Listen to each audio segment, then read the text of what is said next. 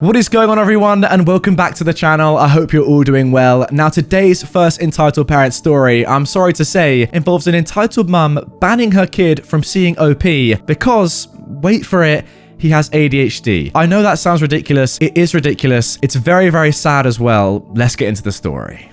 Best friend's entitled mum banned me from seeing him because of my ADHD. I'm a regular teenage boy, but I suffer from really bad ADHD and dyslexia. And having these problems made it hard for me to communicate in a conversation without fidgeting, running out of breath from talking so fast, or just stuttering my way through the conversation. My best friend at the time, I'll call him Jay, was just like me. We did practically everything together. Everything was fine until I came over and decided to talk to his mum for really the first time ever.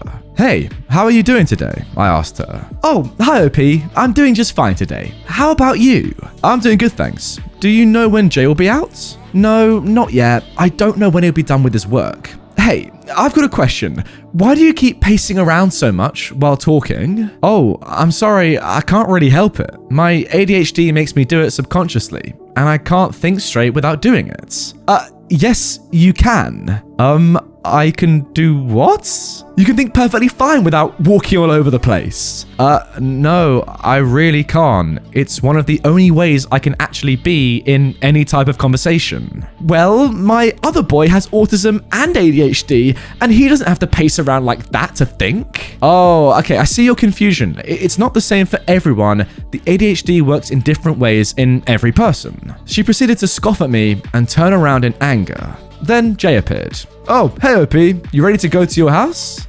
No Jay, you haven't finished your housework yet." Yes, I have," Jay replied to his mum. His mum, though, then grabbed Jay by the wrist and proceeded to tell him every little mistake he'd made while cleaning. "Yeah, you're not done. And you're also grounded for talking back to me. OP, you need to leave." So I left. And about an hour later, I got a text from Jay saying that as soon as I left, she went on a 30-minute rant talking about how bad I was and that Jay was grounded from seeing me. Not grounded from using his phone, going outside, seeing other friends, just grounded from seeing me. He literally got grounded for seeing me for 6 months just because his mum doesn't like me walking while I talk. Just a little context further, she is just crazy in general. She had her first kid when she was 15, she has 8 kids, and she's pregnant right now. She's also an anti-vaxxer and won't let Jay get the COVID vaccine. And as you can clearly see, she's just a total Karen in general. Yeah, I mean, that really is ridiculous. Grounding your son because they were friends with somebody who has ADHD is beyond belief. I can't even believe I've just said that sentence. That is absolutely mind-boggling. I mean, OP, I'm so sorry this happened to you. Ultimately, think about this, guys. OP is probably learning to live or has already learned to live with ADHD and, just accept it's part of his life. He doesn't need somebody like this entitled mum to continue to put him down about having ADHD and make him feel bad about it. What's OP gonna think after this whole debacle? Oh my God, because I have ADHD, I can't make friends, see my best friends, because ultimately that is what's happened here, and it's so sad to see. It's just a shame because what is this gonna do to OP's self-confidence, knowing that because he has ADHD, something that he was born with and literally, can't really help that fact, because of that, he's being put down by other people. Horrible. Now moving on to our second story. My entitled mum said to me, "I didn't put you in therapy so you could use techniques on me." For some backstory, I've been in therapy for a few years, and this story is from a few months after starting. I went in due to severe depression and CPTSD, caused by life with my abusive entitled mum. However, my entitled mum constantly used it to complain about me to my therapist and try and get him to fix my behavior. However, my therapist was great. And after my entitled mum would leave, halfway through the sessions, we started working on calming and coping techniques for when my entitled mum and I would fight, which was a constant occurrence, helping me to try and stay calm and not lose my cool or escalate things and just communicate better. The incident. As mentioned, my mum and I fight often, so after talking to my therapist about ways to try and stay calm during a fight, I didn't have to wait long before my entitled mum found something to be mad at me for. I felt myself getting angry, however, I remembered what my therapist had said and tried to remain calm. Now, I thought this would help, but somehow this made things worse. I don't remember what the actual fight was about, but I do remember my mum yelling at me. Hello? Why are you so calm? Are you a psychopath? I understand you're upset, and I'm trying to remain calm so we can communicate. You're enjoying this, aren't you, you freaking psycho? You can see I'm upset, and you're just standing there, all calm. My therapist told me to start working on my reactions when we have a disagreement, so that we can communicate without anger. That's what I'm trying to do. I hear your concern, and I would like to explain myself calmly. Now, I've got this whole thing on autopilot now due to how often she gets mad at me for the smallest of things. I did not put you in therapy so that you could use it against me. You need to fix your behavior, not argue and be a psycho. How dare you use techniques on me? I don't remember much of what she said after that, but the same fight occurred a few times. She often got mad at me for not acting the way she wanted me to. It made me realize that sometimes she just started a fight to take her own issues out on me, and not because I did anything wrong. If I reacted to her, we had a fight. If I was calm, we had a fight. If I ignored her, we had a fight. It was generally just a lose-lose situation with her. Alright, so let me just get this straight. The reason you're in therapy in the first place, OP, is because of your entitled mother and your life and relationship with her. That's clear to see. Yet she is not happy because you've gone to therapy because of her and are now using techniques against her. I don't understand. So she's caused you to go into therapy and now isn't happy that you're going to therapy because it's having a negative effect on her.